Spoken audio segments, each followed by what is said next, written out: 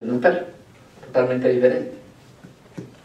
Eso se llama cerebro medio, es decir, aquella persona que es capaz de analizar una respuesta y cómo responde frente a ella, cómo la analiza y antes de responder piensa lo que va a hacer, ¿de acuerdo? ¿Y cómo reaccionaría una persona con el cerebro neocórtex? Es decir, una respuesta mucho más evolucionada, mucho más trascendida, porque al fin y al cabo lo que nosotros venimos a hacer es eso, a recordar que somos seres trascendentes, que es un ser trascendente, que está cada día evolucionando. Y si alguien le dice que es hijo del Axis, no sé qué, pues se le tiene que poner lógica a eso. Es decir, si yo no soy así, pues el problema no es conmigo. Que tengas un feliz día, yo no soy así, y doy un ejemplo básico. Permíteme, recuérdame tu nombre, ¿tú cómo te llamas? Marifer, listo. Marifer, ¿qué tal si algún día te llame alguien y te dice, hola Luisa, ¿cómo estás? ¿Tú qué dices? No me llamo Luisa. No me llamo Luisa, ¿cierto que sí? Eso es una reacción muy básica, porque yo no me llamo Luisa. Pero ¿por qué la gente, alguien pasa y le dice, usted es un hijo de la chi no sé qué, y se enoja? ¿Cierto? Exacto, para que hablan así, estamos de acuerdo, para que hablan así. Pero ¿cuántas personas se enojan por eso? ¿Cierto que sí? ¿Cuántas personas se enojan por eso? ¿Por qué? Porque muchas veces se han educado a través de este lenguaje, como tú le dices, de utilizar un lenguaje muy básico, muy primario, ¿de acuerdo? Y porque quizás nos han enseñado, nos han educado desde el miedo. Y eso es fundamental. Quiero que me ayuden a entender esa parte. La parte de nuestro proceso, miren, en el momento de la unión del óvulo y del espermatozoide, cuando empieza a formarse la mórula, que es después de 24 horas, lo primero que se forma en el cuerpo es esto. Lo hago mejor. Bueno, ahí quedó más o menos. ¿De acuerdo? Para que se vean. Lo que se forma es esto. Esto es lo que se forma. ¿De acuerdo? ¿Y qué es lo que se forma ahí? El principio del cerebro y la columna vertebral. ¿De acuerdo? Eso es lo primero que se forma.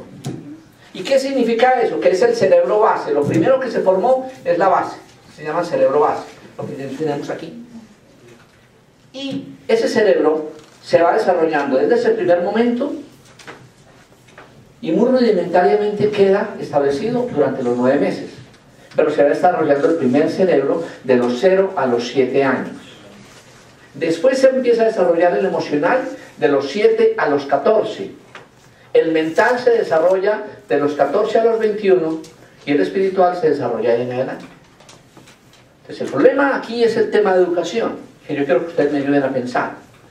¿Cómo será el lenguaje de los niños durante los primeros 7 años? ¿Alguna vez a un niño se le habrá dicho en nuestra cultura a un niño no durante los 7 años? ¿Alguna vez le habrán dicho no? Pero lo más grave es cuántas veces le repiten el no. ¿Cierto que sí? No toque, no haga, quédese quieto, no. Y entonces después nos critican a los jóvenes porque los jóvenes no tienen algo por hacer, no quieren hacer algo, no quieren tener un plan. ¿Por qué? Porque cuántas veces en su cerebro base le repitieron la palabra no toque, no haga, no se mueva, no. ¿A ustedes les ha pasado eso? ¿A más de una vez le habrán dicho no? ¿Cierto que sí? Y entonces la pregunta es, ¿qué está pasando de ahí? Y fuera de eso, ¿cuánto miedo nos han infundido en el proceso? Entonces uno diría, entonces el culpable de mi educación ¿son quiénes? ¿Mis padres? No, quizás la misma sistema. Porque podríamos preguntarle cómo fue la educación que tuvieron nuestros padres en esa educación anterior. ¿Cómo fue la educación de nuestros padres cuando tenían la edad de nosotros? Entonces ellos dirían, esa era la culpa al abuelo. Entonces vamos, abuelo, ¿cómo fue la educación o la educación de la abuela? Y así podríamos ir trascendiendo y podríamos ir contando nuestra historia 500 años atrás. ¿Cómo fue la historia nuestra? ¿Qué hay de nuestra tatarabuela hace 500 años? ¿Ustedes saben quién es su tatarabuela hace 500 años?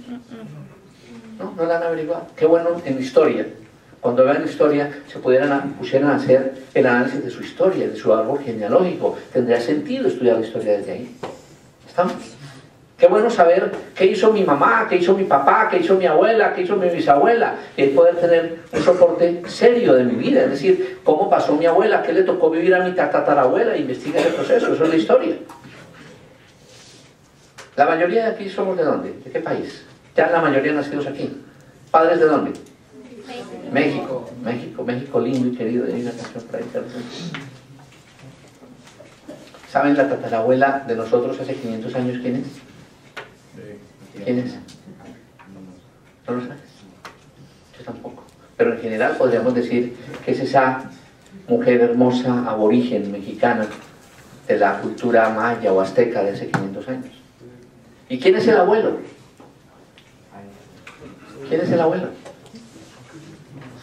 ¿Se acuerdan los mejores hombres, la mejor raza que vino de España a conquistarnos, que a conquistarnos? ¿Se acuerdan? ¿Se acuerdan? De España vino la mejor raza, ¿cierto que sí? ¿Leyeron eso en la historia? ¿Sí? ¿Quiénes vinieron de España? Oye, los españoles, vamos.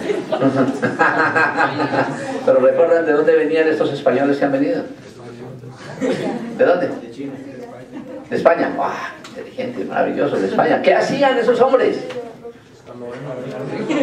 ¿Eran ricos? ¿Seguro? ¿Eran ricos? No. ¿Quiénes eran? ¿Quiénes? ¿Ladrones? No, eran ladrones. Eran presos. Eran los presos, sí. Lo que ella dijo la señora, claro. Ayúdenme a estudiar su historia, muchachos. Los hombres que vinieron de España hace 500 años, como Colón nadie le creía el cuento de que la tierra era redonda, entonces para acompañarlo en sus barcos, y empezaron desde ahí, sacaron a los presos de las cárceles y los mandaron como marineros. Esos son nuestros abuelos de hace 500 años. ¿Sí? Entonces imagínense el mestizaje que hay ahí, por Dios, la combinación de razas que hay en nosotros. Y eso qué bueno estudiarlo, ¿de acuerdo? Esa sería la verdadera historia que deberíamos saber en los colegios. ¿Estamos? Entonces la propuesta que les quiero hacer es, ¿qué tal si ustedes y yo, unidos con el Padre, vamos a hacer un trabajo serio en esta comunidad? ¿Les parece? Y hacemos un trabajo bien bonito, un trabajo bien dedicado, es decir, un trabajo donde su vida tenga sentido. Y de aquí para arriba es lo que vamos a hacer un proyecto. Y cada uno va a trabajar desde su cerebro emocional y me va a decir cómo se quiere ver en 5 años, cómo se quiere ver en 7, cómo se quiere ver en 10. Cualquiera que sea, ¿de acuerdo? Entonces alguien dice, me gustaría ser jugador de soccer o jugador del fútbol americano, ¿cierto? Soccer, digamos de soccer, discúlpenme la pronunciación, soccer. ¿Sí? Y entonces la pregunta siguiente es, pero es que no me gusta la física. No me gusta la física. Y créanme que la física es muy importante cuando voy a meter la pelota en el arco. Necesito saber la velocidad y la suma de vectores de A más B para saber qué fuerza le imprimo a la pelota para poder meter el gol. Y ahí la física es importante. ¿Estamos? Cuando necesitamos nutrirnos, cuando necesitamos alimentarnos, no solo de aquí para abajo, porque necesitamos alimentarnos de aquí para abajo, que eso es muy importante, y algún día hablaríamos de ese tema de nutrición.